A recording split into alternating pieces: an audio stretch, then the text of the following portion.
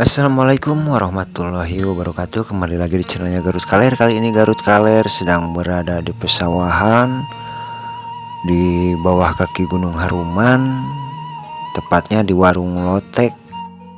Dan ini setatenya ya sedang nyawa HP sahabat sedayana ya.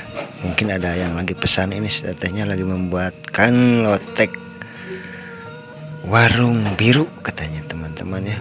Buat teman-teman sahabat sedayana yang mau muncak ke Gunung Haruman Jingga ataupun ke puncak Batu Kuda, bisa ngalotek dulu di sini ya. Bisa ngalotek dulu biar tidak lulus, biar tidak salah trik. Kita sarapan lotek dulu di sini. Bagaimana keseruannya? Ikuti terus perjalanan Garut Kaler dan jangan lupa dukung terus channelnya Garut dengan cara tonton, like, share, komen, dan subscribe. Yuk tuturkan.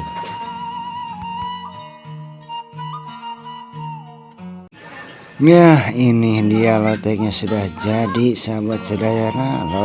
Lotek mantap. Ayo kita ngelotek.